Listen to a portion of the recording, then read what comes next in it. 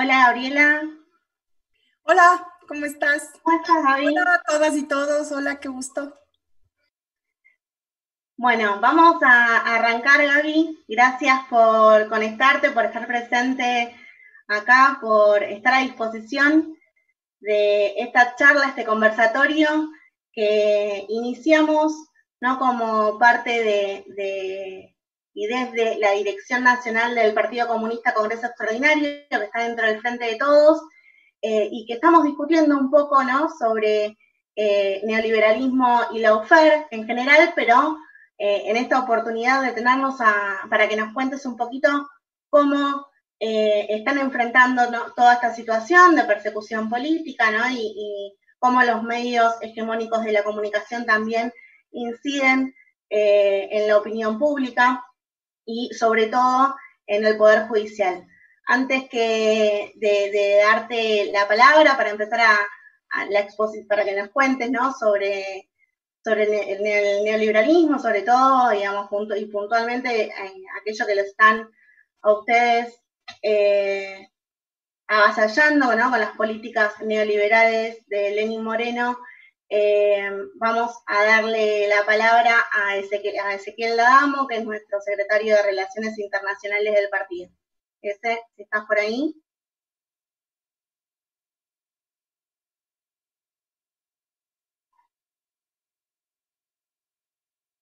Ese, ahí Hola, hola, ¿me escuchan? está. Bueno, Gabriela, buenas tardes. Queríamos aprovechar de vuelta para agradecerte, digamos, tu disposición digamos, bueno, a sumarte a esta iniciativa del partido, que para nosotros es muy valioso, pues nos permite conocer de primera mano, a través de una protagonista central, el curso de los acontecimientos actuales en el Ecuador, ¿no? Nosotros queríamos capaz darle un marco a esta actividad en estos tiempos de virtualidad, que tal vez es una especie de acto de solidaridad del partido para el compañero Correa, para con vos, para tu padre que fue recientemente absuelto después de 6 meses de persecución, para Paola Pavón y para tantos compañeros y compañeras que están en el Ecuador poniéndole el pecho frente a un gobierno entreguista y lacayo, ¿no? Nosotros tuvimos, vos lo sabés bien, un gobierno, el de Macri, con características no iguales, pero sí similares en algunas cuestiones, y gracias al liderazgo de Cristina, de la compañera Cristina, se pudo acá y lo ganar un proceso de unidad que finalmente desembocó en el triunfo del Frente de Todos en octubre del año pasado, ¿no? Y hoy estamos en un proceso de paulatina recuperación de conquistas y derechos. Finalmente, estamos todos y todas acá para escucharte a vos, eso está claro. Ubicar nada más que, bueno, es un momento muy particular del mundo, de América Latina, de la Argentina, del Ecuador, donde muchos mitos se han derribado. No obstante, nos permitió tal vez ver, como pocas veces antes, la naturaleza del sistema capitalista en su fase neoliberal, digamos, el grado de desigualdad, de injusticia, este, bueno, que es su razón de ser, ¿no? Su forma de reproducirse, etcétera. Y la diferencia en ese sentido digamos, de otros gobiernos, como el de China, como el de Rusia, como gobiernos como el de Cuba, Nicaragua, Venezuela, y también, o sea, nuestro país, gobiernos antineoliberales que pudieron de alguna forma mostrar otro tipo de actitud frente a una pandemia de estas características, preservando la vida de millones de personas en el mundo, lo cual a nosotros, a pesar de este clima apocalíptico, de alguna forma nos reafirma la idea de Fidel de que un mundo es posible, digamos, aún en estas circunstancias tan adversas. Así que bueno, te agradecemos nuevamente y te damos la palabra para que digas lo que te...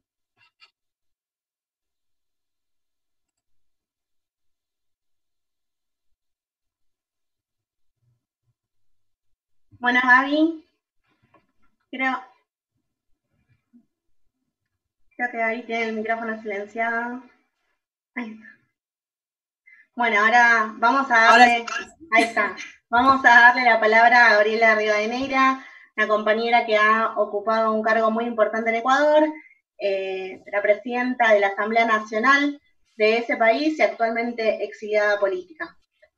Aprovechamos a agradecerte de nuevo y a darte la palabra.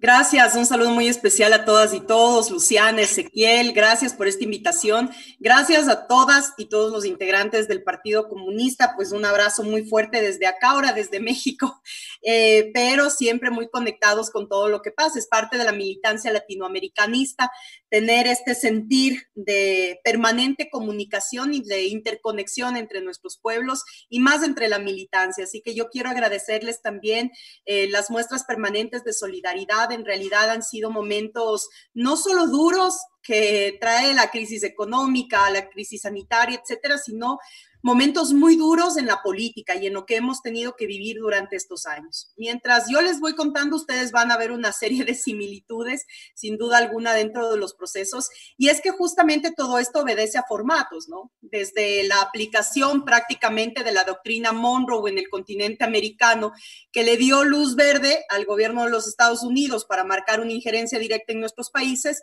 han sido en diferentes épocas diferentes mecanismos utilizados en nuestra región para mantener esa hegemonía y esa injerencia directa dentro de nuestras políticas. Entonces, lo que nosotros hemos visto en ese sentido, Ezequiel, comparto contigo, el tema neoliberal como arma del capitalismo ahora está también ya colapsando y demanda de otras formas de convivencia, pero también aquí hay que tener mucho ojo porque el capitalismo tiene una forma de mimetizarse alrededor de las diferentes circunstancias políticas y sociales que vivimos, que se vuelve muy complejo, ¿no? Y más ahora profundizando una crisis sanitaria. Y me refiero en el continente, por ejemplo, en los 80, la forma hegemónica fueron las dictaduras militares. Después, en los 90, cambian en las supuestas restituciones de las democracias en nuestros países, cambian porque ya era inconcebible mantener dictaduras, salvo Colombia, que mantiene conflicto armado permanente con el mismo apoyo del gobierno de los Estados Unidos.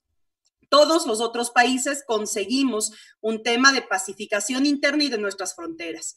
Y eso ya, digamos, quitó un poco el tema del peso de lo militar, digamos, sobre el manejo y el control de lo político. Siempre están por la misma estructura de Estado, pero, digamos, cambia las circunstancias. Y cuando esto pasa, entonces, el Pentágono, que tiene ahí su espacio de pensamiento y estrategia política, decide cambiar y hay un documento muy interesante que yo les recomiendo que lo puedan chequear, que es The Pentagon's Map, el mapa del Pentágono, que prácticamente marca cómo la estrategia del gobierno de los Estados Unidos puede irse también acoplando a estos momentos. Y en los 90, cuando ya no cabían las dictaduras militares, pues implementan otro tipo de dictadura que son las económicas, a través de los organismos de financiamiento internacional. Entonces, en los 90 tenemos en todos nuestros países una profundización del formato del Fondo Monetario Internacional, del Banco Mundial, y con eso de una dependencia económica y financiera de nuestros países, ¿no? El crecimiento de la deuda externa que hemos visto, por ejemplo, es increíble, es impresionante. Yo no sé si ustedes tienen los datos actualizados del Fondo Monetario Internacional, pero lo que nos dice el Fondo Monetario Internacional, y es público, ustedes lo pueden chequear, es que, por ejemplo, Argentina es el país que más deuda externa tiene y que además ha crecido en los últimos años. Argentina está en el 93.3% de deuda externa en relación al Producto Interno Bruto, seguido por Brasil con el 91%, Uruguay 64%, Bolivia 57%, México 53% y Ecuador 49%. Si vemos en países de Centroamérica, prácticamente el promedio es de 45% en relación al Producto Interno Bruto, y solo entre Costa Rica, Panamá y El Salvador tienen 250% de deuda externa en relación al PIB. Eso es lo que hicieron en los años 90. Entonces, ¿de qué sirve esto? De que esa dependencia les permita tener una injerencia directa en la toma de decisiones en nuestros países y en nuestros gobiernos. Y así funcionó, y la década de los 90, conseguida como justamente la larga noche neoliberal, es por esta profundización de los sistemas económicos anclado a lo externo de nuestros países. Cuando cambia esto es justamente en la primera década del siglo XXI que empieza en América Latina a brotar una serie de gobiernos progresistas de izquierda, alternativos. En ese momento a la cabeza de Hugo Chávez desde Venezuela, Néstor Kirchner, Evo Morales, Rafael Correa, Mujica, es decir, una nueva ola, bueno, Lula, una nueva ola dentro de la región que marcaba una nueva tendencia. Y si bien nuestros países tenían sus propias especificaciones dentro de los modelos, digamos, de desarrollo y de modelos de acción política, todos coincidíamos en parámetros básicos. O sea, parámetros básicos, por ejemplo, del manejo económico, redistribución de la riqueza, ser humano sobre el capital, en temas ambientales, protección del medio ambiente. El Ecuador, además, que en el proceso constituyente puso que es el único país, somos el único país a nivel mundo en poner en la Constitución derechos de la naturaleza, derechos de la movilidad como derecho humano y universal, es decir, se empieza a dar otro tipo de enfoque y de reestructuración de los estados y se golpea intereses, porque todos nuestros países aplicaron mecanismos de relación horizontal con los Estados Unidos y ya no unitaria ni unipolar, sino que ahí se empieza a trabajar sobre el multipolarismo para poder abrir entre nuestros países otro tipo de mercados y operar en integración regional. Entonces, todo lo que para nosotros significó el ALBA, la CELAC, el Mercosur y la UNASUR principalmente, fueron apuestas justamente a esa multipolaridad y marcar normas claras frente al gobierno de los Estados Unidos. Todos nuestros gobiernos, y eso yo no sé si pasa allá, pero en Ecuador pesa mucho esto que dicen, lo que pasa es que en el gobierno de Correa lo que hicieron fue dejar de vendernos a los Estados Unidos y nos empezamos a vender a los chinos, nos decían, ¿no? Por la gran afluencia que tenía un país de economía emergente como China, luego Rusia, India, entre otros, que empezaron justamente a tener inversiones dentro de nuestros países y también a marcar grados de cooperación económica. De tal manera que afectamos intereses porque ese gran hegemón, desde la doctrina Monroe, un gran hegemón que estaba en nuestro continente, se ve afectado en liderazgo y eso afecta el liderazgo mundial y planetario. Entonces, todo lo que pasó en nuestros países, que lo conocemos bien, la primera década del siglo XXI, entonces obligó al sistema a buscar un nuevo mecanismo. Entonces, ya no podía ser dictaduras militares, aunque ahora ya vamos a revisar lo que está pasando justamente en Bolivia, pero ya no podía ser eso, ya las armas de financiamiento también habían colapsado en su momento, pues establecieron un nuevo formato, que es el formato lawfare, la persecución jurídica a través de la persecución política a través del aparato de justicia. Y en ese sentido empiezan con experimentos. Siempre han actuado de esa manera. El gobierno de los Estados Unidos lanza experimentos para ver qué tal funciona en diferentes momentos y los va perfeccionando a lo largo de la aplicación en los diferentes países de nuestro continente. Entonces, recordemos que esto ya lo empezamos a sentir en los golpes de Estado contra Zelaya y contra Lugo. Sin embargo, cuando se profundiza o perfecciona es en Brasil en contra de Lula da Silva. Y aquí solamente recordar un factor que me parece que es fundamental para ubicar bien esto, y es justamente el caso Odebrecht. Y el caso Odebrecht sale justamente de Washington, de estos experimentos que sacan y de este tipo de información que en determinados momentos la utilizan con el framing mediático y todo lo que los medios de comunicación pueden realizar alrededor de esto para golpear fuertemente a los gobiernos y a los líderes progresistas. Entonces salta el tema de Odebrecht, que al final termina salpicando en cada uno de nuestros países. En Brasil, pues por este caso, dictaminan orden de prisión en contra de Lula da Silva cuando estaban previo al momento electoral. Lula encabezaba todas las listas de preferencia electoral y lo metieron preso. Producto de eso es que justamente llega Jair Bolsonaro a la presidencia de Brasil y lo preocupante que nosotros siempre veíamos de Bolsonaro eran las muestras fascistas con las que llegaba al ejercicio de gobierno en un momento de conmoción regional también.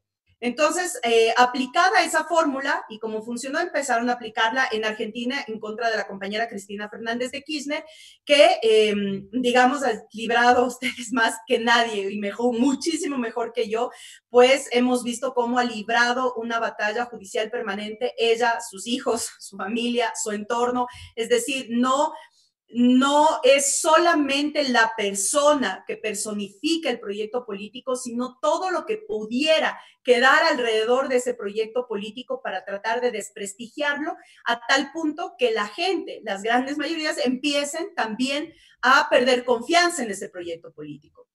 Eso es lo que en inicio, si es que funciona, pues ya con la misma, digamos, el mismo peso de la demagogia y de los shows montados, pues empieza a retomar la misma fuerza, la credibilidad de la gente, porque ya no come cuentos, son shows tan mal montados, son shows tan evidentemente montados que obviamente tienen su fecha de caducidad. Y eso es lo que pasó en Argentina y lo que de una u otra manera está pasando en Ecuador. Para aterrizar, porque fue en ese orden, Brasil, Argentina, Ecuador. En Ecuador, este formato se empieza a aplicar hace 3 años, cuando el 24 de mayo del 2017 toma posesión el presidente Lenín Moreno, que además no era un ente extraño. Lenín Moreno fue vicepresidente de Rafael Correa durante los 6 primeros años de gobierno y los últimos 4 fue enviado especial de Ecuador al Comité de Discapacidades de las Naciones Unidas en Ginebra. Y era la persona que se encargó de todos los proyectos sociales de la Revolución Ciudadana, por lo tanto tenía y estaba muy arraigado en los grandes sectores de la población de nuestro país ese sentir de la persona carismática, trabajadora, que trabajó mucho en temas de dignidad de la gente, claro, pero todos esos eran programas de la Revolución Ciudadana que a él le ponía el rostro justamente desde la vicepresidencia. Al final, para las elecciones presidenciales del 2017, una vez que Rafael Correa ya no iba a lanzarse a la reelección, decidimos apostar a Lenín Moreno porque era la persona que garantizaba ganar el proceso electoral, además frente a un banquero que era el representante de la derecha en ese proceso electoral. Pongo esto en contexto porque la ruptura se da justamente cuando Moreno da la espalda al proyecto de la Revolución Ciudadana y empieza a aplicar el proyecto del banquero, es decir, el que perdió en las urnas, en una suerte de alianza de gobernabilidad entre las élites económicas, especialmente a través de la banca privada y los medios de comunicación monopólicos, y una alianza sumamente fuerte con el Departamento de Estado de Estados Unidos de Norteamérica. Este cambio, que para nosotros no es repentino, sino creemos que se vino trabajando en los últimos años en su propia instancia en Ginebra, entonces empieza a dar muestras ya en la toma de posición del gobierno, cuando empieza a atacar de manera directa al gobierno de Rafael Correa y a empezar a desprestigiar desde su propia accionar las obras emblemáticas que se había trabajado en la Revolución Ciudadana, especialmente las ligadas a los ámbitos de salud, educación y seguridad. Eso a nosotros ya nos dio el parámetro de que el proyecto definitivamente iba a tomar otro rumbo y decidimos marcar una ruptura. Y la ruptura entre el correísmo, la tendencia de la Revolución Ciudadana liderada por Rafael Correa, con el gobierno neoliberal del presidente Moreno. Y lo decimos tal cual porque es una copia de lo que hizo Macri en Argentina, ¿no? Sobre texto de la reducción del Estado y como requisito para seguir endeudándose con el Fondo Monetario Internacional, un despido masivo de funcionarios públicos, que eso además trae rebote también en el sector privado. Afectó los presupuestos de educación y de salud principalmente en el año 2018 y 2019, lo cual prácticamente dejó desarticulado el sistema de salud y por eso es que fue tan caótico en el Ecuador, lo cual rodó por el mundo las imágenes caóticas del Ecuador frente a la pandemia, y es porque estábamos con un sistema de salud totalmente desarticulado y debilitado producto de este recorte presupuestario que se había hecho los 2 años anteriores. Se elevaron los precios de los servicios básicos, es decir, hubo un encarecimiento inmediato de la calidad de vida y del acceso a servicios básicos de la gente en el Ecuador. Entonces, ya nosotros en el 2019, a finales del 2019, ya teníamos una situación muy crítica a nivel económico por la falta de liderazgo y de quehacer del gobierno del presidente Moreno. Esto se profundiza, bueno, todo esto causó una reacción, que fue la reacción de octubre del 2019, Ecuador fue el primer país en América Latina en generar diferentes protestas ciudadanas y movilizaciones populares a gran escala que tuvo como respuesta una gran represión por parte de las fuerzas públicas ordenadas por la ministra de Gobierno, María Paula Romo, acá en el Ecuador, la cual prácticamente se votó al tema de represión muy fuerte hacia la gente. Producto de eso, vieron en los 12 años de paro nacional, 11 personas asesinadas, muchas personas con detenciones forzosas, con torturas, todo esto está denunciado ya en la CIDH, con informe del Defensor del Pueblo en el Ecuador, porque realmente tuvo un agravante muy fuerte. Y llega la pandemia como un apaciguador de esta situación social por el tema del confinamiento. Aquí prácticamente lo que ha servido también el confinamiento es en tener una mordaza sanitaria que ha evitado y ha puesto mucho pánico y mucho miedo en los sectores sociales y populares frente a la posibilidad siquiera de manifestarse públicamente en las calles. En Ecuador es un caso muy diferente al que tenemos ahora en Bolivia y que seguramente ustedes habrán visto en los últimos días una gran movilización en Bolivia, pues en Ecuador todavía la gente está en el confinamiento, tiene mucho temor por ser contagiado, además porque ve que el sistema de salud está colapsado. Entonces, si alguien se contagia, prácticamente queda a expensas de sus propios mecanismos de recuperación. Entonces, eso pone mayor freno a cualquier intención de movilización de la gente, pero además hay una situación de muchísima incertidumbre. Nosotros estamos a puertas de iniciar, más bien ya estamos iniciando un proceso electoral presidencial y parlamentario, por lo tanto hay mucha incertidumbre de la gente y también la misma crisis económica lo que hace es bajar los ánimos de la gente, ¿no? El estado de ánimo en Ecuador está, por sobre el 60%, es decir, 6 de cada 10 ecuatorianos te dicen que la situación no está bien y que posiblemente va a empeorar. No se equivoca tanto cuando vemos el informe de la CEPAL, cuando dice que en Ecuador ya tenemos hoy por hoy el 9% de decrecimiento y que vamos a llegar a fin de año con el 12% de decrecimiento y cerca del 14% de desempleo. Somos una población de 17 millones de ecuatorianos, de los cuales 4 millones de ecuatorianos están viviendo en este momento con menos de $2 diarios. Entonces, esta situación realmente ha hecho que todo en Ecuador se complique. Eso desde el lado, institucional, económico y formal. Voy a dar también dos ámbitos como para concatenarnos a la primera lógica que estábamos hablando del formato regional. Y es que a raíz de que se da un giro en toda la política de Estado, como nosotros somos los principales denunciantes del gobierno del presidente Moreno, entonces empezaron con una serie de procesos de judicialización. Lo empezaron con el vicepresidente Jorge Glass, que fue electo en las urnas con Lenín Moreno, fue el binomio que ganó, y Jorge Glass, a los 4 o 5 meses más o menos de tomar posesión, hizo pública una denuncia en la que acusaba al presidente Moreno de entregar sectores estratégicos a Abdalá Bucaram. Yo no sé si ustedes tienen una referencia, que fue presidente de la República y fue destituido por la Asamblea Nacional por demencia, es decir, acusado de loco, o sea, de demencia, de falta de gobernabilidad, y fue destituido en su momento por la Asamblea Nacional.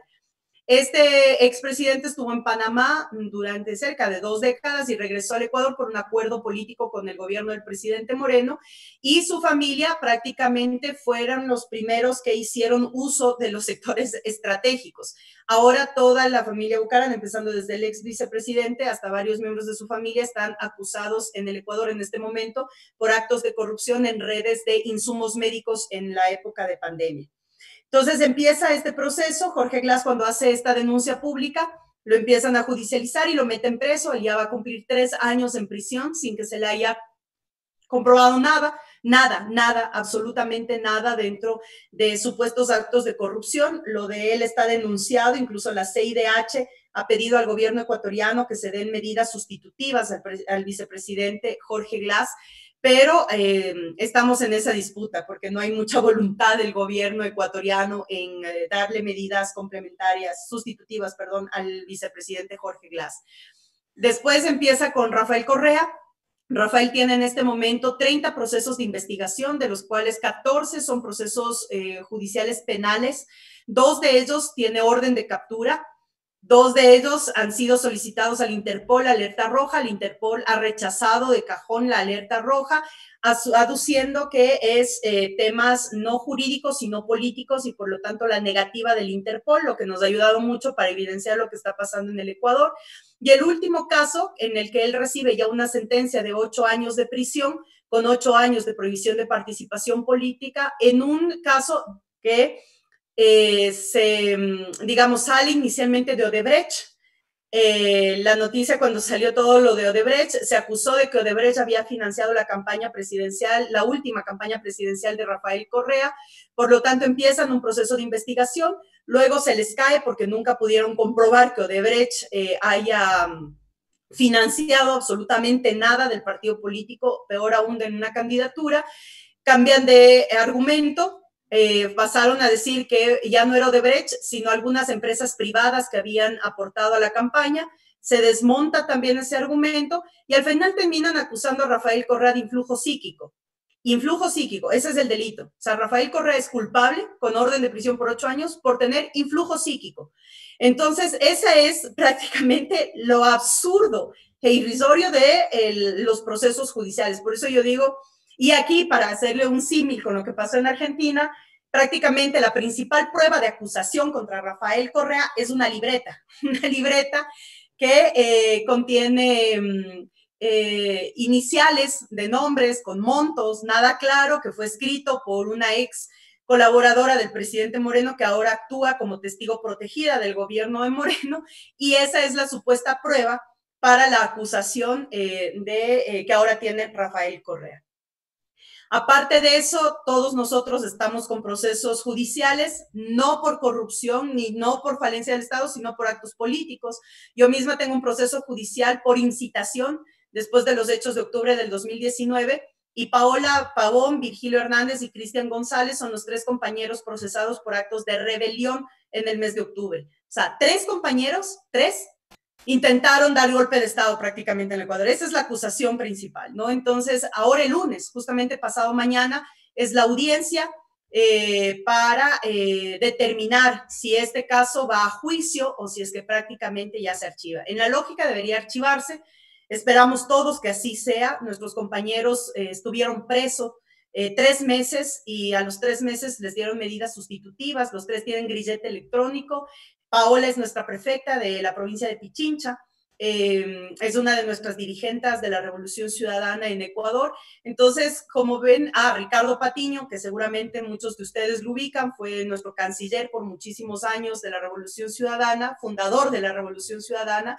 Ricardo está acá en México también en condición de exiliado político, porque dio un discurso al interior de una asamblea militante. Y en ese discurso, al interior de una asamblea militante, dijo que la revolución y los militantes de la Revolución Ciudadana debíamos ser más proactivos y salir nuevamente a las calles. Y él también tiene un proceso por incitación levantado por dar un discurso a la interna, no en un medio de comunicación, no en una rueda de prensa, no, a la interna de una asamblea militante, donde teníamos 2 agentes de inteligencia de la Policía Nacional, grabaron la sesión, cogieron esa parte y le enjuiciaron con orden de prisión. Entonces, bueno, esos son los casos que les resumo prácticamente de lo que ha pasado. Hay muchos más y hay muchos otros de nuestros compañeros que están siendo involucrados en actos políticos. Esto es para bajar fuerza frente al próximo periodo electoral. ¿Cuál es la característica entonces que tiene Ecuador en estos últimos meses? Si bien es cierto, coincidimos entre Brasil, Argentina y Ecuador, que el lawfare se aplica a través de la vía administrativa, judicial y mediática. Ahora se suma un nuevo componente, que es el componente electoral. Como ven que muchas veces, como yo digo, en todo este lanzamiento de ejercicios que tienen con nuestros países, profundizaron esta última fase con el golpe militar en contra de Evo Morales el día que Evo Morales era proclamado nuevamente presidente en las urnas, después del proceso electoral. Se da el golpe militar prácticamente con apoyo directo del Comando Sur, se opera el golpe militar y enseguida se da paso al gobierno de facto de Áñez, un gobierno absolutamente dictatorial que ya tenía que haber terminado su gestión. Sin embargo, han seguido aplazando este proceso y este periodo de facto con argucias inconstitucionales, y ahora no solamente quieren y aplazaron ya por tercera ocasión la fecha de ir a las urnas de elecciones, sino que ahora han enjuiciado al candidato presidencial Luis Arce, el candidato presidencial del MAS. Lo están enjuiciando ya en este momento junto con Evo Morales, y además hay la posibilidad de suspensión del MAS como partido político en pleno proceso electoral.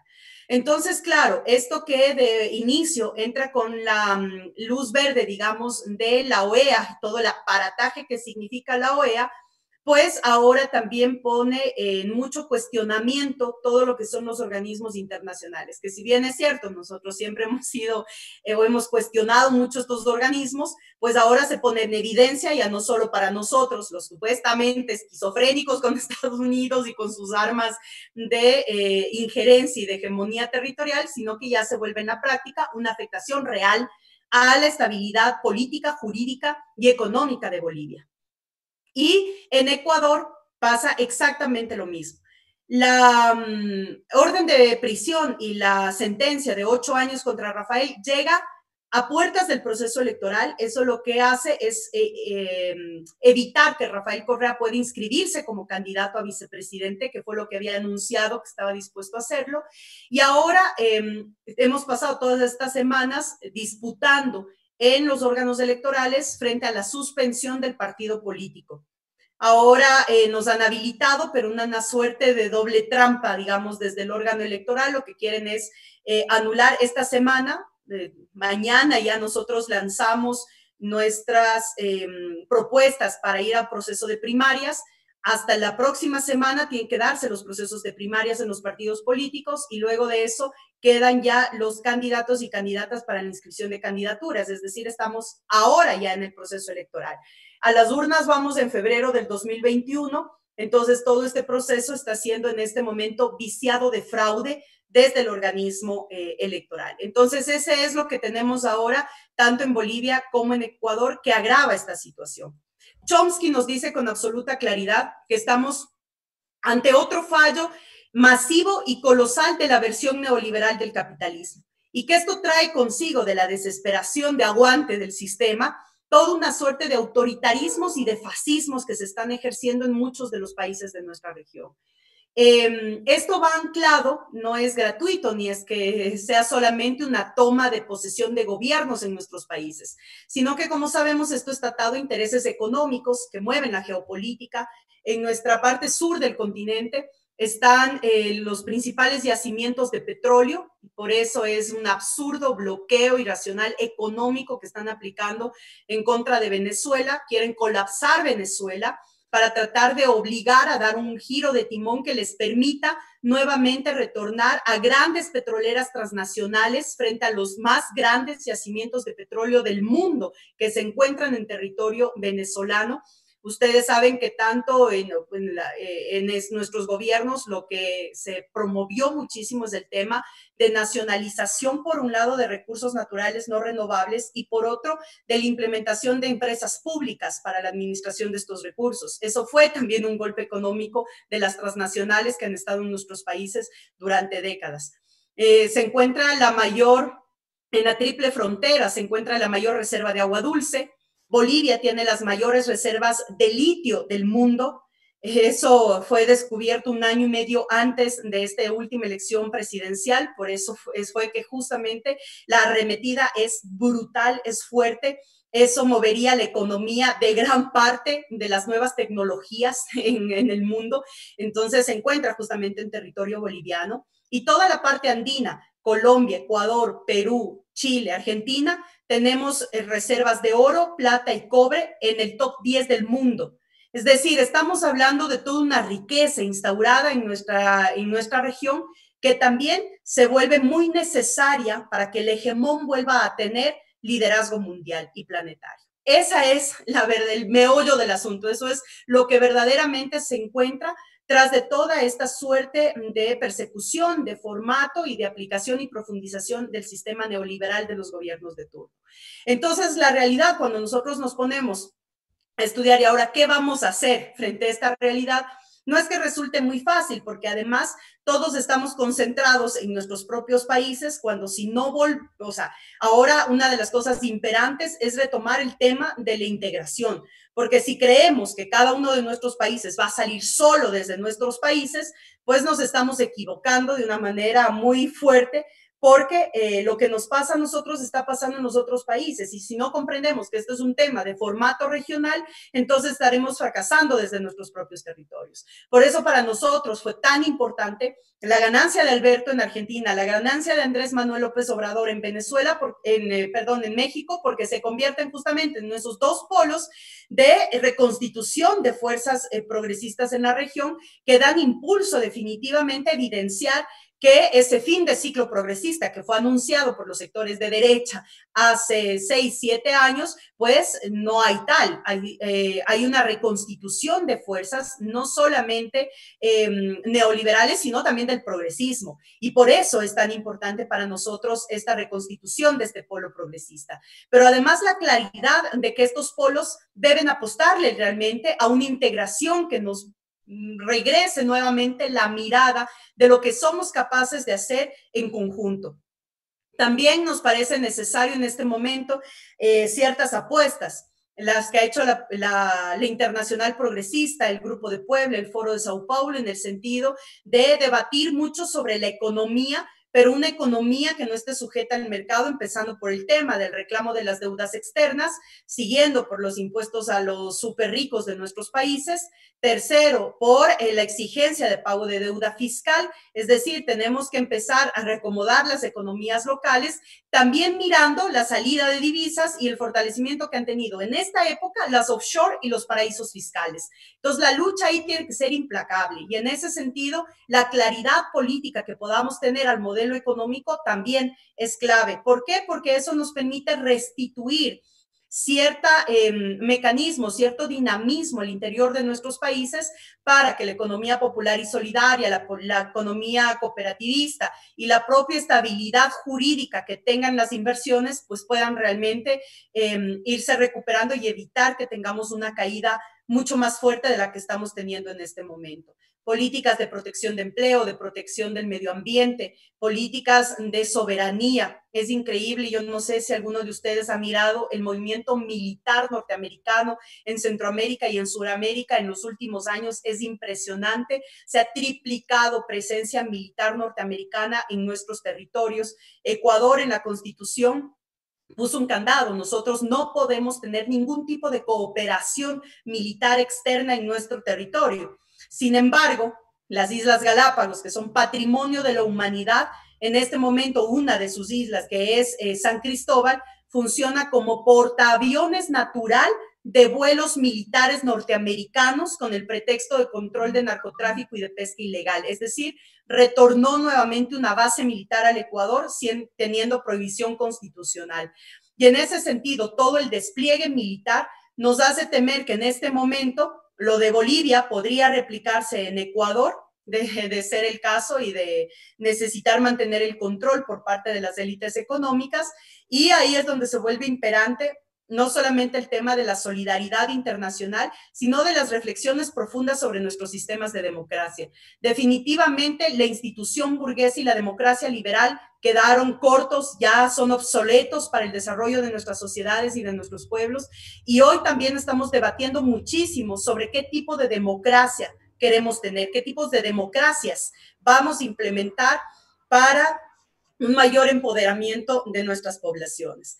Entonces son muchas tareas las que tenemos. Ezequiel decía, no queremos ser catastróficos, pero sí tenemos que saber la realidad y a lo que nos enfrentamos, porque muchas veces entre nuestras propias organizaciones políticas tenemos diferencias, por supuesto, pero creemos que esas diferencias o maximizamos esas diferencias cuando realmente el enemigo es un monstruo potente, es un monstruo que viene a quedarse si es que no estamos en la posibilidad de dar un giro importante.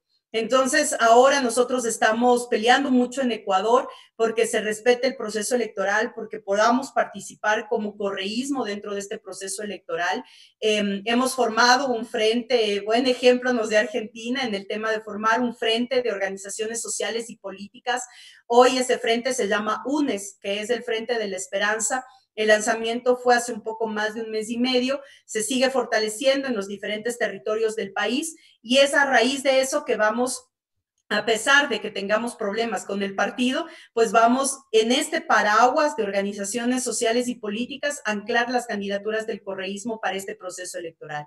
Esperamos realmente tener buenos resultados. El correísmo, él o la candidata de Correa lidera las listas de opción presidencial en el Ecuador, por eso es que están prácticamente desesperados, acelerando todos los procesos para tratar de generar la proscripción política. Sin embargo, hay muchos cuadros de hombres y mujeres que los vamos a presentar. Nosotros estamos apostando mucho a una renovación dentro del proyecto político, a gente joven, profesionales que han pasado ya con experiencia de lo público, pero que también puedan anclarse a la necesidad emergente que tenemos dentro de nuestras economías y de nuestras políticas sociales. Así que vamos a presentar realmente, todavía no es público, por lo tanto voy a evitar obviar de poner nombres, pero ya esto es cuestión de un par de días más, nada más, así que ahora estamos muy motivados realmente porque creemos que podemos y tenemos que dar un giro de timón en el Ecuador. Así que, como decía Cristina, volveremos y seremos mejores. Ahora ya sabemos cómo hacer las cosas bien y sabemos también en lo que no podemos equivocarnos y por supuesto que seremos mejores porque también ahora vamos a tener un nuevo impulso del progresismo en la región. A eso tenemos que apostarle con mucho optimismo. A quienes piensen que no hay alternativas, pues están equivocados. Aquí hay toda una fuerza popular nacional dispuesta a recuperar la política de sus países. Ustedes nos dieron mucho impulso en eso, así que lo que nos queda a nosotros es seguir con ese impulso para que eso no sea en vano y no quede en solitario experiencias progresistas y no volvamos a ser tendencia regional, por nuestras soberanías, por la dignidad y por el desarrollo de nuestra gente y avanzar rápidamente hacia esos países donde el ser humano vuelva a ser el centro de toda política pública y a lo que esté destinado todos nuestros esfuerzos. Así que, bueno, hasta ahí llego para poderles escuchar también, si es que tienen alguna inquietud. Espero no haberme alargado mucho, perdón, pero sí valía la pena algunos contextos. Gracias por el espacio. Gaby, clarísimo, muy claro todo, sobre todo, bueno, estas similitudes que planteabas en el método, ¿no? Sobre todo de cómo actúa el imperialismo sobre el avance de los gobiernos populares y sobre todo también en aquellos países que van presentando esta resistencia. Te agradecemos un montón. Ahora sí vamos a darle la palabra a algunos compañeros y compañeras que han presentado algunas preguntas, pero antes quería saludar y agradecer a todos, sobre todo a aquellos compañeros y compañeras, más de 300 compañeros y compañeras que en diferentes medios digitales nos están acompañando, nos están escuchando, te están escuchando a vos particularmente, agradecer a ellos y a ellas, y también, sobre todo, ¿no? Pensando en esto que mencionabas de los espacios de integración, en esto de lo que significa volver mejores, nombrar y agradecer el rol protagónico que está teniendo el compañero Luis Marchán de la Juventud de Revolución Ciudadana, con quien estamos transitando, estamos coordinando y trabajando en conjunto para poder lanzar la JLab y que la juventud también tenga, ¿no? Un rol claro, la juventud latinoamericana tenga un rol claro sobre cómo aportar en este proceso. Así que, bueno, agradecer a todos ellos y a ellas, y ahora queremos darle la palabra a Cristian Barbarini, que va a hacerte una consulta. Cristian es el compañero secretario del Regional Noroeste de la provincia de Buenos Aires. Gracias, Luciana. Buenas tardes, compañeros, compañeras, camaradas. Un gusto, Gabriela. Gracias por las palabras. Yo estaba pensando en dos consultas. Una creo que la desarrollaste bastante en tu intervención, así que voy por la segunda. nosotros notamos que, bueno, vos lo caracterizabas recién, ¿no? En los últimos años se notó una ofensiva mucho más agresiva por parte del imperialismo en nuestra región para buscar detener los procesos de cambio que se habían iniciado en principio de los 2000, de los años 2000, digamos, más concretamente en el 98 con la victoria de Chávez, y a partir de ahí una sucesión de victorias de proyectos populares en los distintos países, que en los últimos años se notó una ofensiva, una mayor agresividad, injerencia, intervencionismo por parte del imperialismo yanqui para detener esos procesos y para buscar casi no dejar rastro en lo posible de lo que fueron esos procesos en cada país y por supuesto sus liderazgos, ¿no? Y empezando por sus líderes.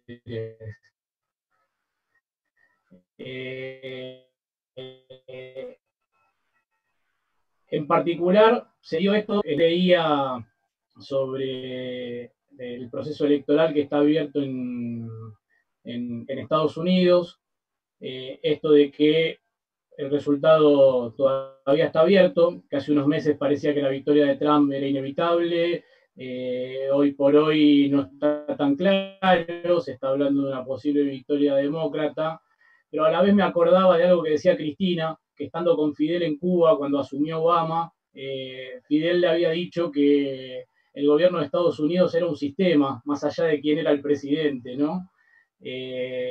Entonces digo, ante este escenario electoral abierto en Estados Unidos, los sectores populares, revolucionarios, de izquierda, ¿tenemos que hacernos alguna expectativa con respecto a eso o no hacernos demasiadas ilusiones más allá de cuál sea el resultado? ¿Cuál es tu opinión? Gracias, Cristian. Y sí, coincido totalmente con Fidel. Por algo dicen que la sabiduría y la estrategia es clara, ¿no? O sea, Estados Unidos, recordemos, o sea, necesita ese sistema y lo ha tenido.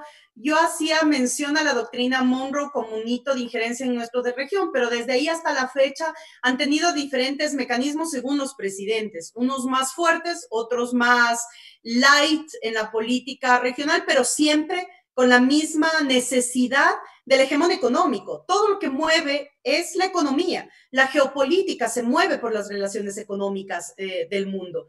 Y en ese sentido Estados Unidos necesita, porque además recordemos que Estados Unidos también viene una recesión de 20 años. O sea, no es que la economía de Estados Unidos esté de lujo, ¿no? Tiene una recesión económica muy fuerte. Recordemos que son los principales deudores de China, es decir, tienen una dependencia económica con China muy fuerte, y a eso obedece también muchas de estas disputas de territorio y de economías mundiales.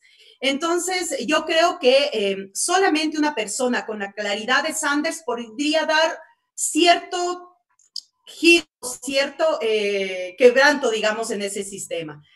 Si es que no es alguien con una claridad política ideológica fuerte, pues entonces será uno de esos presidentes que marque más, menos política, más pública o menos pública de los rezagos que pase al centro y al sur del continente. Lo que me parece muy interesante, es que en este momento también les recomiendo que podamos chequear las últimas encuestas de CELAC que están públicas en las redes sociales, donde marca el antitrumpismo, es decir, cómo nuestros pueblos identifican totalmente la política de Trump, una política antimigratoria, una política además muy fascista, una política prácticamente criminal hacia los pueblos diferentes y hacia las diferencias. Y eso me gusta mucho porque quiere decir que también esos resultados de la primera década del siglo XXI y del progresismo golpearon fuerte una conciencia. Y esa conciencia, identidad de clase se ve reflejada cuando la gente tiene que contestar ante preguntas como si cree o no cree en Donald Trump.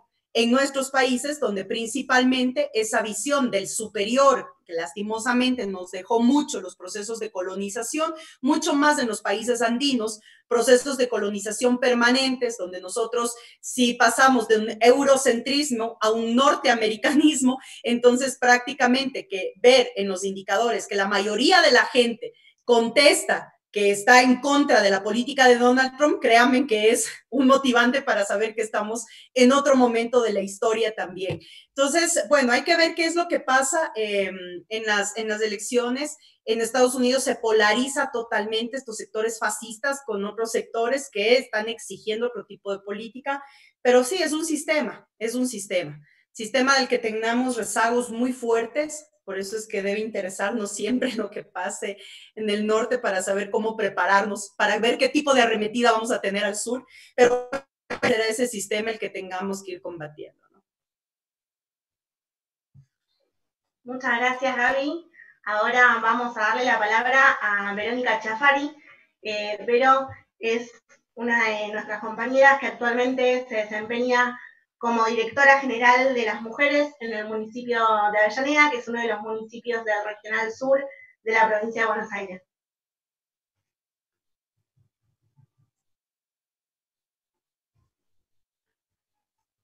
Severo, si está por ahí.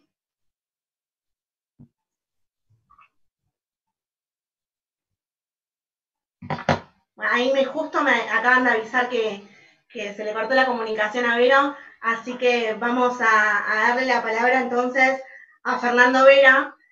Fer también es uno de nuestros compañeros que actualmente se desempeña como concejal del municipio de General Rodríguez, otro de los municipios de la provincia de Buenos Aires. ¿Está Fer por ahí? Hola Luciana, ¿me escuchan? Sí. Sí. Bueno, sí. Buenas tardes camaradas, un placer Gabriela. Bueno, ahí vos marcabas un poco con detalle cómo, o por ahí un poco más también a grandes rasgos, cómo fue aplicando el traidor de Lenín Moreno el modelo neoliberal en Ecuador, y en ese marco entendiendo que en ese proceso el campo popular, el movimiento obrero retrocede en los derechos, pero también ese retroceso también por ahí se generan consensos por abajo para cuando nos toque dar el zarpazo, digamos, y ganar elecciones. Y yo preguntarte por ahí en ese marco, y entendiendo que los modelos neoliberales también, al margen de que por ahí el movimiento obrero, el movimiento estudiantil son los más perjudicados, pero también entendemos que hay la pequeña industria, las pequeñas empresas también quedaron afuera de la repartija de la torta, digamos. Y en ese marco preguntarte, Gabriela, cómo se fue dando durante estos años que transcurre con Lenín Moreno, el marco de alianzas, en ese sentido, cómo fue el recorrido y qué marco de alianzas se llegó a estas instancias del proceso electoral. Gracias, Fernando, un abrazo fuerte. Mira, la diferencia ha sido radical y de mucho retroceso en muchas áreas, incluyendo el tema productivo. La Revolución Ciudadana apostó, y parte de nuestro modelo económico era el mecanismo de economía popular y solidaria. Por lo tanto, se implementó muchísimo apoyo a emprendimientos y a pequeñas y medianas empresas. Nuestro país es un país primario exportador, por lo tanto, la economía principal se centra en negocios de importación y de exportación, ¿no? Muy poco apoyo realmente a la democratización de los medios de producción, que tendríamos que retomarlo como una deuda pendiente también de nuestros procesos progresistas, pero se implementó mucho un apoyo hacia la diversificación de la producción en el país. Entonces empezamos en el cambio de la matriz productiva, que se denominó así dentro del plan de gobierno. El cambio de la matriz productiva generó una diversificación en la producción, y esta diversificación abrió puertas al mercado internacional de nuevos productos que no eran los tradicionales ecuatorianos. Nuestros tradicionales son petróleo, camarón, flores, atún. A eso nosotros, bueno, y cacao. El cacao ecuatoriano es uno de los mejores cacaos del mundo. Es decir, siempre nosotros preguntábamos, ¿qué chocolate te gusta más? Y todos decían, ay, el suizo, es que el suizo es maravilloso, que no sé cuánto. Y cuando nos enteramos que el 80% de nuestra producción de cacao iba a Suiza, era una cosa de locos, pues. Entonces decíamos, ¿por qué vamos a seguir mandando materia prima cuando podemos sacar el mejor chocolate del mundo? Y en efecto logramos varios premios mundiales e internacionales como el mejor chocolate del mundo. Este es un ejemplo, todo lo que pudimos avanzar en ese cambio de la matriz productiva. Pero resulta que ahora con la restitución de relaciones entre el gobierno del presidente Moreno y las élites económicas, especialmente ligadas a temas de importación, exportación, transnacionales, paraísos fiscales, empresas offshore, entre otras, entonces se vino muy abajo esa apuesta a la marca Ecuador, lo que nosotros denominábamos, ¿no? Una marca Ecuador que significaba estos pequeños, medianos emprendimientos, empresarios, industrias que tomaron fuerza en los años de la Revolución Ciudadana y que en estos últimos años prácticamente están quebrando. Quebrando porque no existe ni siquiera una mirada del gobierno para seguir impulsando o poder sostener. El mayor sector de desempleo en lo privado ha sido justamente en estas áreas y en áreas de la construcción. Entonces, sí, es un agravante muy fuerte porque vemos que la economía de las grandes élites se sostiene, pero la economía de estos medios espacios productivos prácticamente se han venido abajo, ¿no? Y eso sí es lamentable porque es traer abajo toda una política que se venía trayendo en el cambio de la matriz productiva. Ahora lo que nosotros estamos planteando es justamente una alianza con esos sectores, con sectores de pequeñas y medianas empresas, de emprendimientos que además ahora están muy apretados con los temas de pago de crédito de la banca pública, es justamente para temas de renegociación de deuda pública y condonación en gran parte. ¿Qué es lo que ha hecho el gobierno? Condonar la deuda a los ricos. El gobierno ecuatoriano condonó 4.000 millones de dólares a las 200 mayores empresas del país hace 2 años. No conforme con eso, si tú revisas ahora cuáles son los mayores deudores al fisco en el Ecuador, te encuentras que son las mismas empresas que fueron condonadas las deudas hace 2 años. Entonces, ahí hay una suerte, digamos, de una falta de corresponsabilidad absoluta del gran sector empresarial hacia el desarrollo del país. Entonces, eso golpea toda la economía, incluyendo estos sectores, ¿no? Así que sí, es un sector a retomar mucho impulso y es uno con los que estamos trabajando de manera directa también en el Ecuador a través de la bancada parlamentaria de la Revolución Ciudadana. Gracias, Javi, por contestarnos las preguntas. Ahí se conectó nuestra compañera Verónica Chafari, así que le damos la palabra para que pueda hacer la pregunta de ella. Hola, buenas tardes a todos y a todas. Bueno, sí, tengo muy mala conexión a internet, así que parte nos fueron cortando. Bueno, Lila, un placer escucharte. La verdad que es muy interesante que nos puedas contar de primera mano, digamos, muchas cosas de lo que vienen sucediendo. Digamos, muchos de nosotros venimos siguiendo a través de los medios de comunicación. Bueno, parte de lo que queríamos preguntarte fuiste como respondiendo, pero básicamente, tal vez para profundizar un poco, ¿no? Sabiendo, digamos, el rol que obviamente han jugado, bueno, compañeros como, obviamente, Correa, vos, otros tantos compañeros que han llegado a ser parte del gobierno, llevando adelante un gobierno revolucionario para Ecuador y para el pueblo, y que en estos últimos años han sido perseguidos, digamos, y muchos han sido exiliados, ¿no? Vos contabas lo difícil que es este contexto, que obviamente tiene muchas similitudes con lo que está pasando en otros países de Latinoamérica. Por ahí que nos cuentes un poco cómo viene siendo este proceso de construcción política. Vos hablabas de, bueno, de las movilizaciones, la resistencia que se fue dando también justo antes de que, bueno, empiece esta pandemia mundial y que obviamente a partir de esto han tenido que resguardarse los compañeros y las compañeras. ¿Y cómo se va dando este proceso de unidad? ¿No? Vos hablabas de este nuevo frente que se conformó. Para que nos cuentes un poco qué características tiene, si es que podés, digamos, comentarnos un poco qué características tiene, cómo se va dando este proceso de unidad, y bueno, obviamente la necesaria unidad que nosotros entendemos para combatir, digamos, al imperialismo, ¿no? Y en este caso en Ecuador para poder derrotar este gobierno. Así que bueno, básicamente eso y muchas gracias.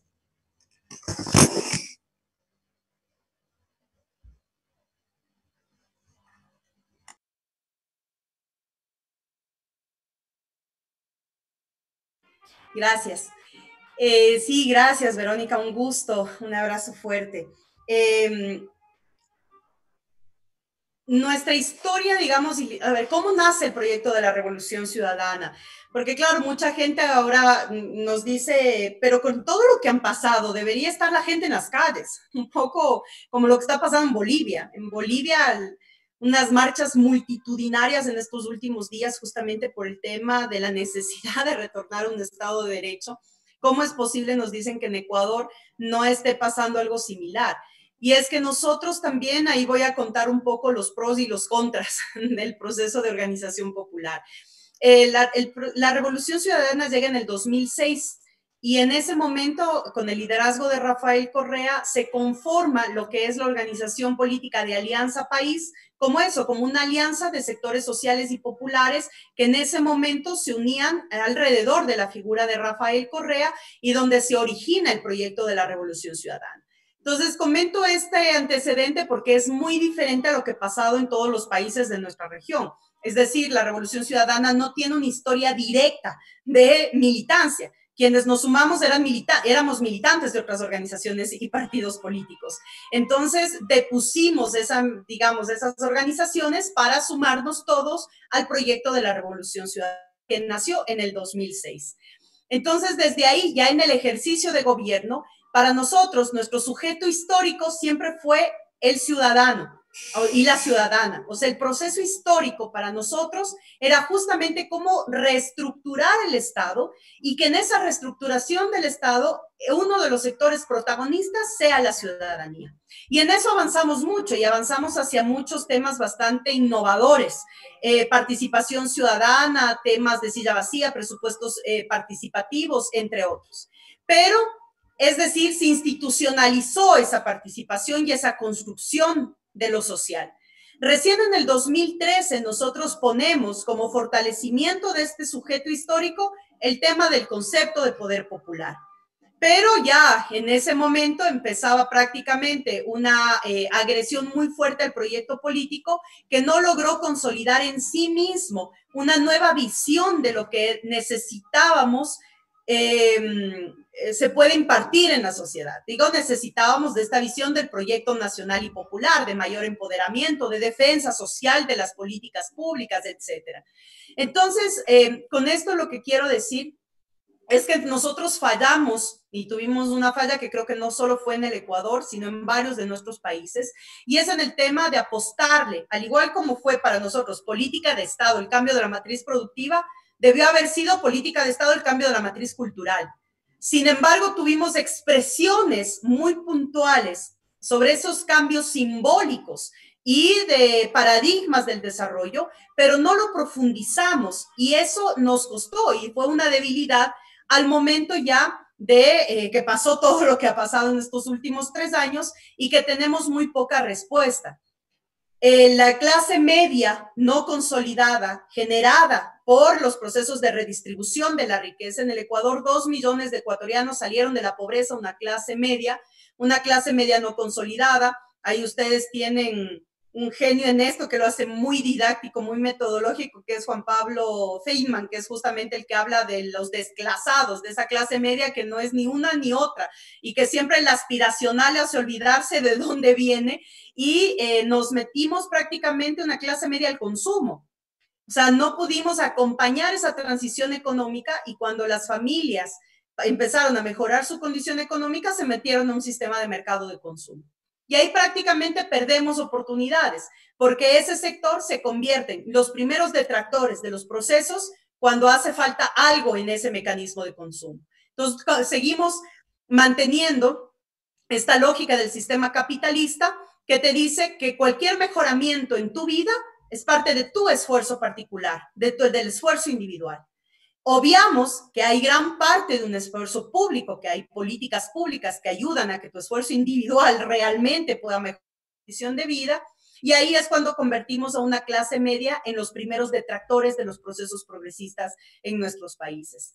Y eso nos pasa factura porque realmente fueron sectores, el Rafael los caricaturizo un poco como los florindos. Yo no sé si ustedes lo han escuchado mencionar esto, pero es la vecindad del Chavo, ¿no? En la vecindad del Chavo todos son de un sector muy popular, pero hay doña Florinda que tiene un poquito más de posibilidades económicas y ya, pues quiere el aspiracional y empieza a tratar mal a los de menos, etcétera, etcétera, pero al final sigue siendo pobre.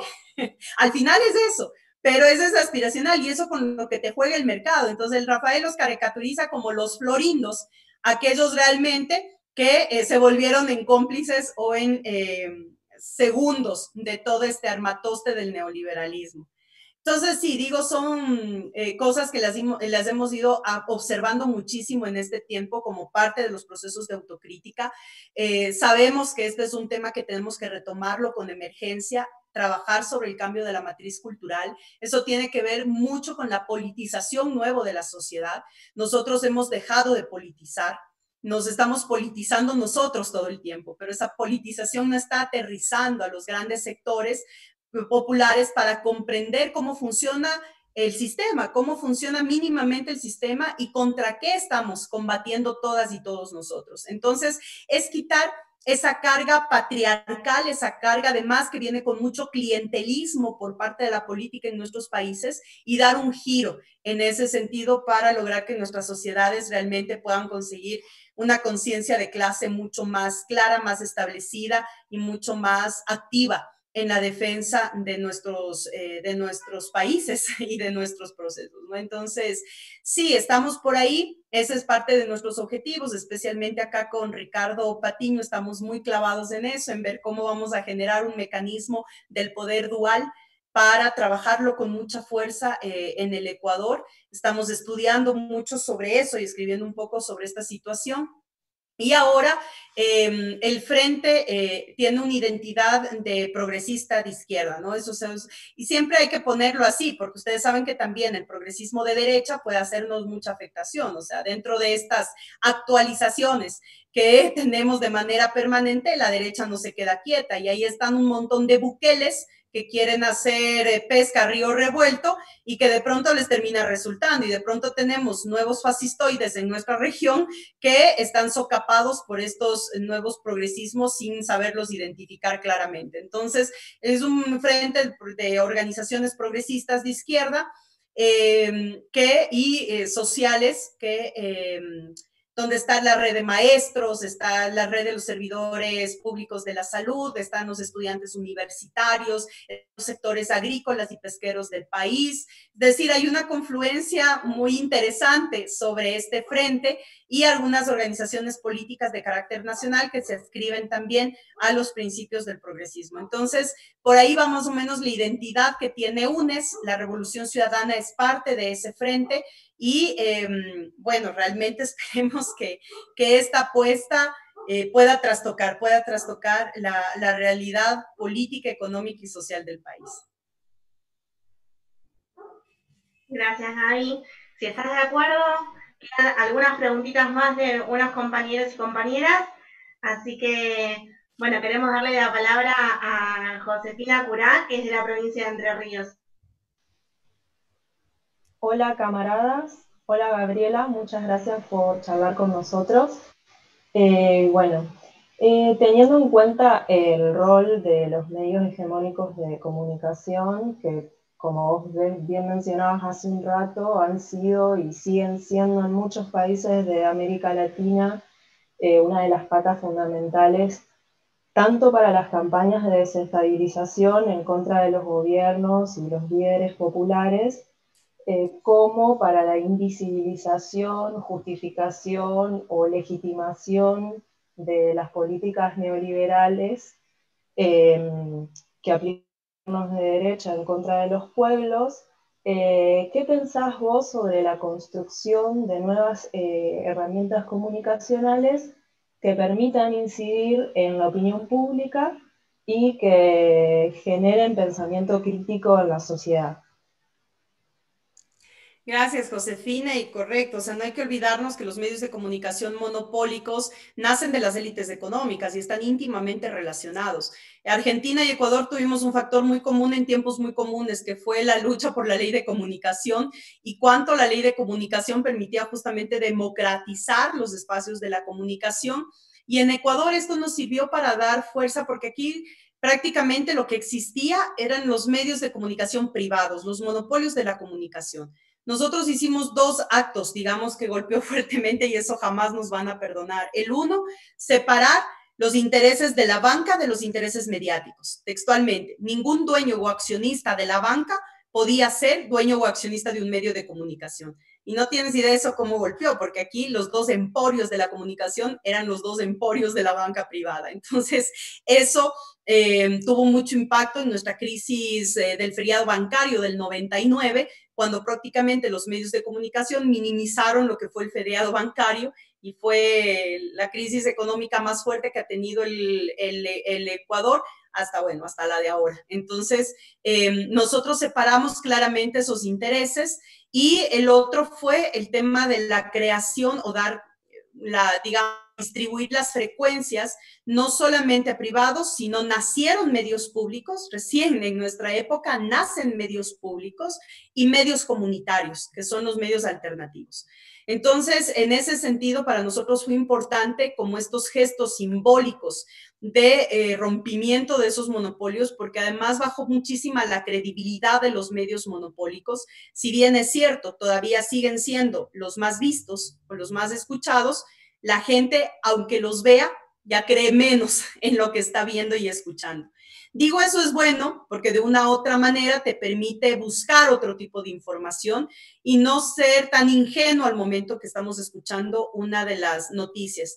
Que además en nuestro país los medios de comunicación han retornado en este tiempo pues prácticamente un control impresionante de la política del país, ¿no? Una de las primeras reuniones de Lenín Moreno fue con los dueños y accionistas de los medios de comunicación monopólicos, donde acordaron dar de baja la ley de comunicación, como en efecto lo hicieron, vaciaron prácticamente la ley de comunicación en el Ecuador, pero Moreno dijo algo muy simbólico que fue, les pido, le dijo al cierre de esa reunión, les pido a todas y todos ustedes que utilicen los medios de comunicación para fiscalizar la corrupción del gobierno anterior. Entonces, prácticamente dio luz verde para todo el tema de ataque sistemático que hemos tenido en el Ecuador sobre el tema de la obra pública. A pesar de eso, obviamente no han podido, digamos, quitar de la cabeza de la gente la obra, porque es visible, pues en 10 años avanzamos un montón, para que ustedes tengan unidad nada más. En el 2006, cuando llegó Rafael Correa, teníamos un patrimonio de 25.000 millones de dólares. En el 2016, 10 años después, teníamos un patrimonio de 90.000 millones de dólares. Entonces, la gente vio, sintió y vivió la transformación en el país, lo que ahora en 3 años hay cero inversión pública. Y no les digo que miento, o sea, Moreno ofreció, por decirles, 100 canchas de césped acrílico, barrial, y ha inaugurado 2. ¿Ya? O sea, esas son las relaciones más o menos que podemos hacer. Y eso estoy diciendo con canchas de fútbol. Ni se diga hospitales, escuelas, no existe nada en inversión pública, lo cual también ha sido un bajón de la economía real y el del circulante real, ¿no? Entonces los medios de comunicación, sobre pretexto de que Moreno les pidió que lo hagan, pues se sienten con ese manto de impunidad. ¿Cuál ha sido la alternativa y qué es lo que nosotros vemos? Que también de una u otra manera en confinamientos ha tomado más relevancia los medios alternativos y digitales. Eso es bastante bueno realmente, porque logras en definitiva esa diversificación que tanto estábamos buscando. Y lo más interesante de todo esto es que la mayor cantidad de medios digitales son medios promovidos por jóvenes. Es decir, hay una nueva generación política que está viendo en los medios de comunicación digitales una alternativa de expresión política también. Entonces me parece que eso es bastante interesante de lo que está pasando en este mismo momento y creo que es a eso lo que tendríamos que apoyar. Yo siempre cuando estoy en contacto con la militancia en mi país, yo les digo, o sea, una de las cosas es obligatorio circularnos entre nosotros todas las páginas digitales, es decir, hacer un listado de cuáles son las páginas digitales que están trabajando en diversificar la información y quienes están dando la información que no vemos en pantallas y circularlas permanentemente en los chats, en las redes, es decir, que la militancia sepa a dónde acudir cuando quiera saber algo que no sea la pantalla de comunicación que le está diciendo totalmente lo contrario a lo que realmente está pasando. Entonces, ese es un ejercicio que lo estamos haciendo, digamos, para potencializar y también para apoyar a los medios de comunicación alternativos y digitales de este tiempo. Muchas gracias, Gaby. Aprovecho también a mencionarte que han llegado un montón de saludos para vos en las distintas redes sociales y también de nuestro expresidente, Amado Vudú, que bueno, un abrazo. Lo quiero muchísimo, Amado, nos conocemos muchos años. Es más, la vez que fui a Argentina a visita, hace poco, 2 años creo, una de las primeras cosas que fui a hacer es irlo a ver a la cárcel, así que estuve con él, lo quiero muchísimo, un abrazo muy fuerte y me alegro tanto que esté haciendo lo que le gusta hacer y ahora, pues, no con libertad completa, pero obviamente desde afuera, con su familia, con sus hijos, así que me alegra muchísimo. Un abrazo fuerte para Matt. Gracias, Gaby. Bueno, y quedan los últimos 3 compañeros y compañeras que van a hacerte unas preguntitas. En este caso, presentamos a Leandro Lachenar, que es un compañero miembro del Secretariado Nacional y uno de los responsables de la Capital Federal. Gracias, Luciana. Hola, compañeros, compañeras. Hola, Gabriela, ¿cómo estás? Antes que nada, agradecerte muchísimo por este intercambio tan rico que nos da la posibilidad de tener con vos y en este contexto tan particular. A mí me interesaba, si te parece bien, profundizar un poquito sobre un aspecto que tiene que ver con la situación regional que fue apareciendo desde distintos lugares en el transcurso de tu intervención. Te referiste a la situación en tu país, Ecuador, a la Argentina, Bolivia, México.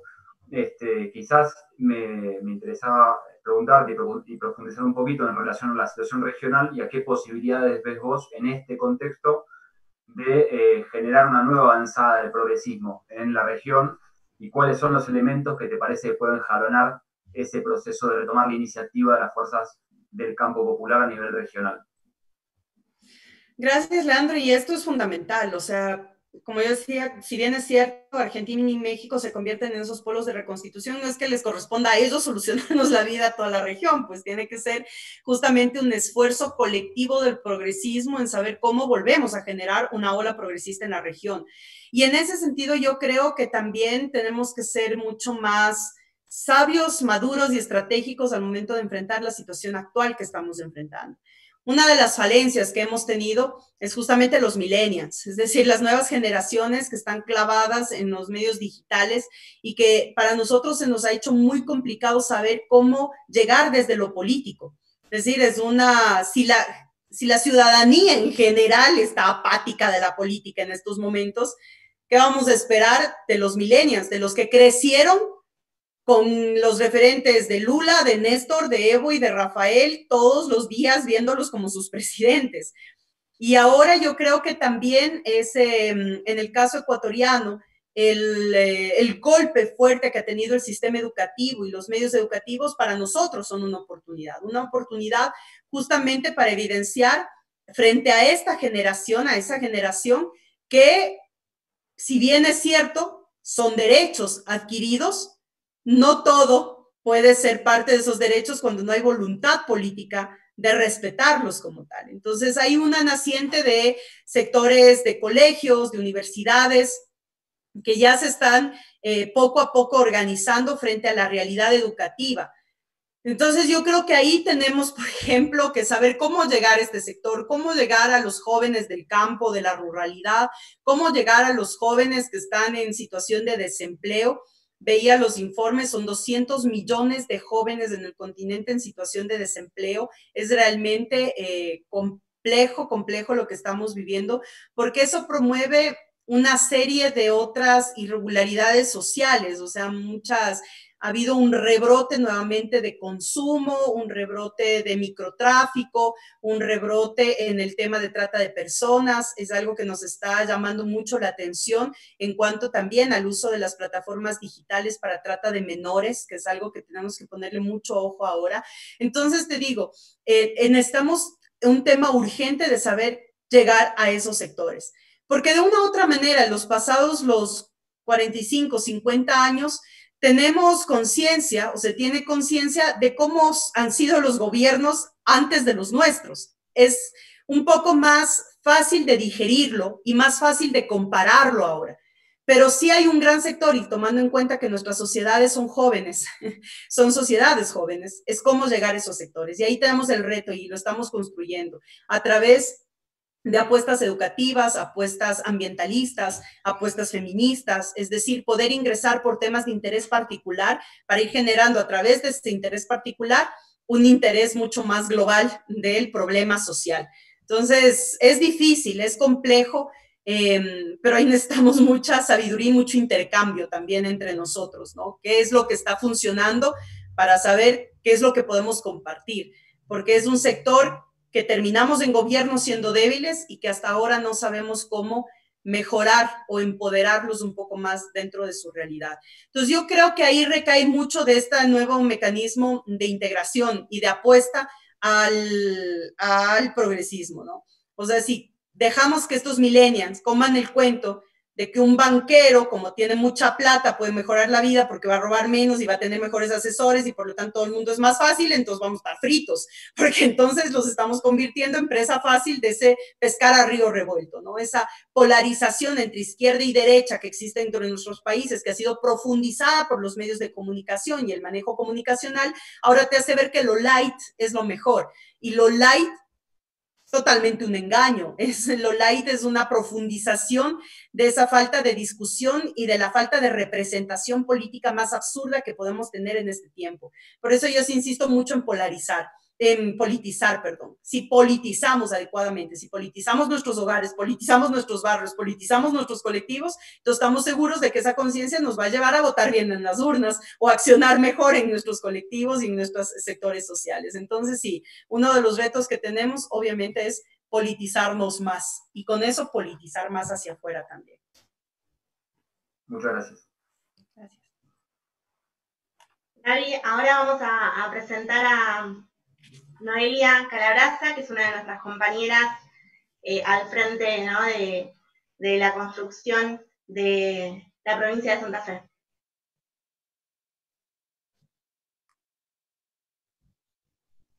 No sé si Noelia está por ahí o se le cortó la comunicación.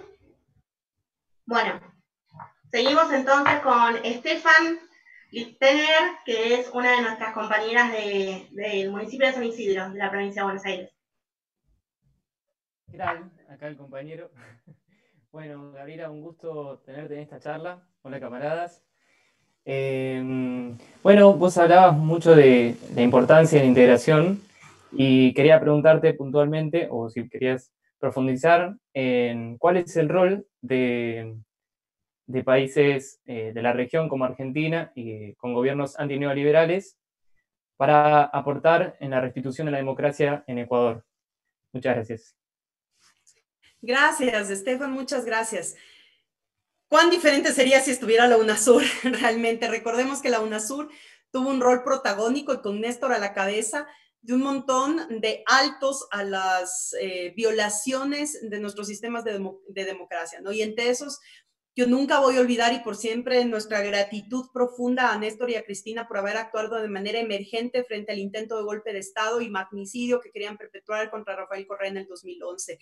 Y yo eso no me olvido porque digo, ese es parte también de las instituciones de la integración, la defensa irrestricta de las democracias en nuestros países.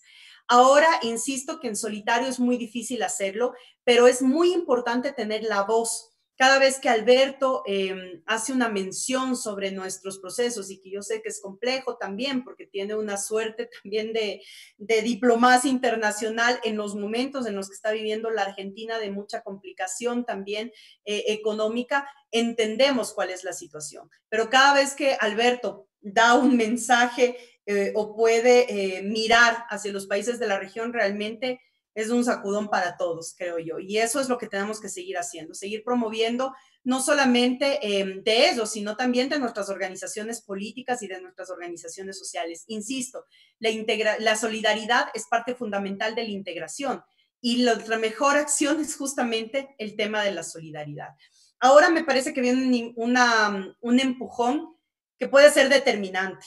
El anuncio de Argentina y de México sobre la vacuna del COVID me parece que puede ser un tema muy determinante al momento de la reconstitución justamente del polo progresista, ¿no? Me parece que eso además es un tema emergente en nuestra región. Bueno, y si eso puede tener la cooperación y el apoyo de Rusia, sería increíble, ¿no? Entonces, ahí hay una muy buena oportunidad que tenemos en estos momentos justamente para tomar más relevancia en el tema de la integración, porque seguramente nuestros países van a pedir apoyo inmediato a Argentina y a México en esta alianza que han generado para poder establecer mecanismos de acceso a la vacuna. Hasta eso esperemos ya que nuestro candidato de la Revolución Ciudadana, pues, no solamente pueda establecer una relación más directa en el proceso de campaña, sino cuando regresemos a hacer gobierno, que Ecuador se sume a esa tendencia del ser humano primero, de la salud primero, y que pueda apoyar el proceso que ahora Alberto y Andrés Manuel han tomado como batuta. Eso me parece importantísimo. Así que ahí hay una oportunidad extraordinaria que tenemos de inmediato. Y ya en lo posterior, ver cómo se da el proceso Bolivia y Ecuador, que son los procesos electorales más inmediatos que tenemos en la región, como para ver también cómo podemos ir equilibrando fuerzas regionales. Ojalá la UNASUR, porque Alberto, cuando dijo que una de las primeras cosas que va a hacer también volver a invocar a la UNASUR, pues recordemos que ya, o apostemos, que ya con estos dos países restableciendo el sistema de democracia, pues realmente ya podamos retomar la intención de la UNASUR como esa apuesta real a la integración. La UNASUR hizo muchísimo, compas. Por eso es que la desbarataron tan rápido.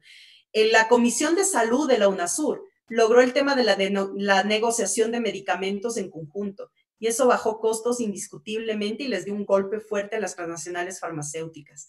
El Comité de Defensa y Seguridad de la UNASUR, por ejemplo, estableció la Escuela de Nuestras Américas, un golpe al formato de doctrina nacional que venía desde la Escuela de las Américas en Estados Unidos, donde han sido formados todos nuestros policías y militares. Entonces, fueron cosas muy simbólicas, muy fuertes, y por eso también la intención de entrar golpeando y desapareciendo a la UNASUR para evitar que cualquiera de estas cosas que pudimos hacerlas, pues tomen fuerza y rebroten, ¿no? Entonces, ojalá podamos hacerlo muy pronto, porque ese sí es un mecanismo muy fuerte de integración. Gracias, Gaby. Le pedimos perdón de antemano a todos los compañeros y compañeras. Hay un montón de preguntas, pero bueno, vamos a ir cerrando con la última. Y vamos a presentar a Sofi Vitale, que es una de nuestras compañeras de la Capital Federal. Hola a todos y a todas. Bueno, ¿se me escucha ahí? Sí. Bien. Gracias, Gaby, en primer lugar, por todo el tiempo que nos estás dedicando. Y bueno, por poner en juego un poco el rol pedagógico que también decimos que tenemos que llevar adelante como militancia, ¿no? Para también como parte de nuestra lucha llegar a todas las regiones y a toda nuestra población. Y bueno, un poco en base al motivo de la charla y de lo que contabas al principio, pensaba cómo hoy, ¿no? El lawfare sabemos que es la principal o una de las principales estrategias del imperialismo para incidir con sus políticas neoliberales en la región, y cómo esto se hace a través de nuestros propios poderes judiciales, ¿no? Uh-huh. Y en ese sentido sabemos que reformular también el poder judicial es un objetivo imperante, también en el sentido de reconstruir las democracias, como decías en algún momento. Y por eso la pregunta en particular es si desde el lunes se está pensando, una vez asumido el gobierno, que sabemos que se va a ganar, si hay alguna reforma o alguna medida en particular que se vaya a tomar para reformular el Poder Judicial del Ecuador.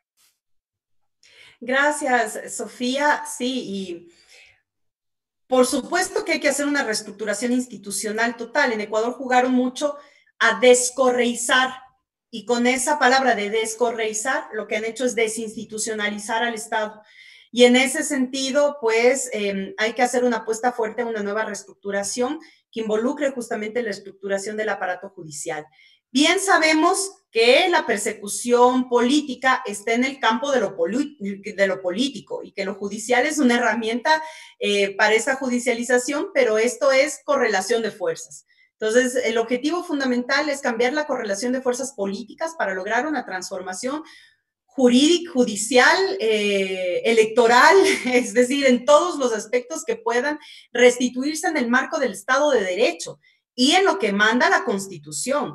Aquí ha habido una equivocación muy fuerte que nos ha pasado a todos nuestros países. A todos nuestros presidentes los juzgaron de dictadores, de autoritarios, de meter mano en todo lado y en todas las instituciones, cuando lo que realmente se hizo es una reestructuración para que todas las funciones del Estado cumplan lo que tienen que hacer y hagan lo que tienen que hacer. Y en ese sentido eso es lo que tenemos que recuperar y retomar. Ahora hay iniciativas muy importantes del Grupo de Puebla, por ejemplo, tiene la CLAJUD, que es el equipo de jurídicos de nuestros países y de nuestros procesos que están justamente dando apoyo en todos los procesos nacionales e internacionales de seguimiento político, pero además de violación de derechos humanos que se han cometido especialmente en los últimos meses en nuestros países. Yo creo que esa es una buena base para pensar también en un sistema regional de defensa y de jurisprudencia. Recordemos que nuestros presidentes lo hicieron mucho en la primera década del siglo XXI, cuestionando que los arbitrajes internacionales primero correspondan a una política desde Washington, cuando Washington no es parte de los acuerdos de jurisprudencia regional. Por lo tanto, era la necesidad también urgente de instituciones judiciales de la región que correspondan a lógicas más de la región y de defensa de los estados.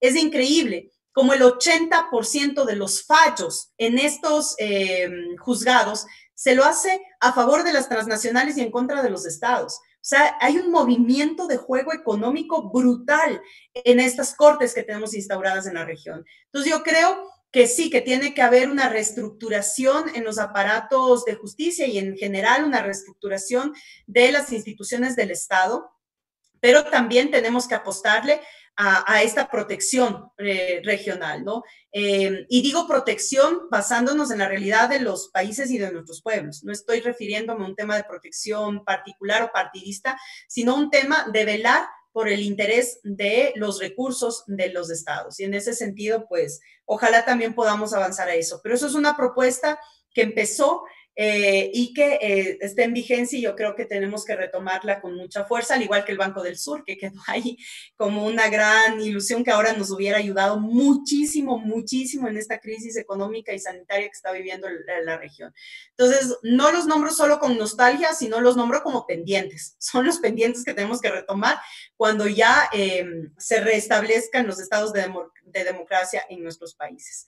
Entonces, sí, gracias, Sofi, por ello, y sí, estamos trabajando también fuerte desde la CLAJUD, que me parece que están dando un aporte muy importante en las observaciones judiciales en nuestros países. Entonces, yo creo que, no sé si Luciana me había dicho que esta era la última intervención. Entonces aprovecho de una vez, creo, para agradecerles otra vez. Aquí en la plataforma nos ha acompañado también Luis Merchán, que es nuestro coordinador del Frente Nacional de Juventudes de la Revolución Ciudadana.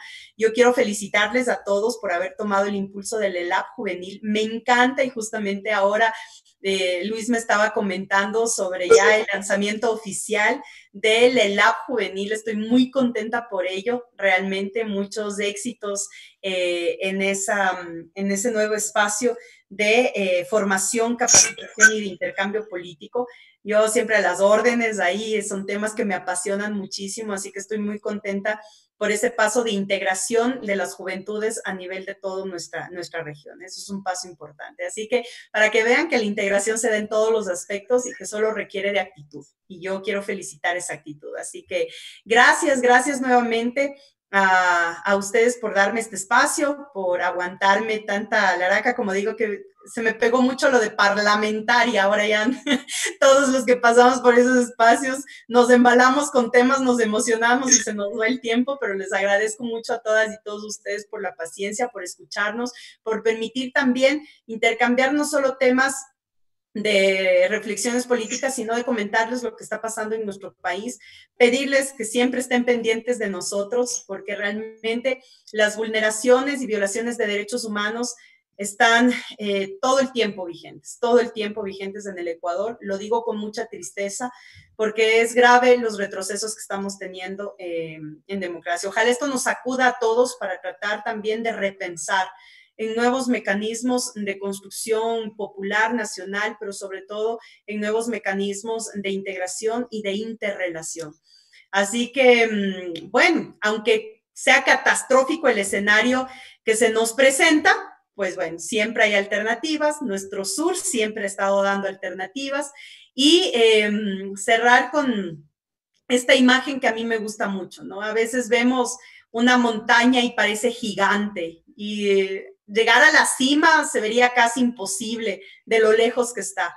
Pero lo que hay que pensar es que siempre hay caminos que nos llevan a la cima. Así que estamos en la construcción de un gran camino que nos permita nuevamente que esa cima de la montaña pues esté al alcance de todas y todos, y que el progresismo sea nuestra inmediata realidad. Así que gracias nuevamente, gracias Luciana, Ezequiel, y a todas y todos ustedes les mando un abrazo fortísimo y a las órdenes siempre. Muchas gracias, Gaby, a Luis, en serio a vos por tomarte este tiempo, y pedimos nuevamente por la liberación del compañero Jorge Glass y toda nuestra solidaridad para todos los presos políticos de la región. Gracias, Gaby, gracias al Frente de Jóvenes y a toda la Revolución Ciudadana. Gracias.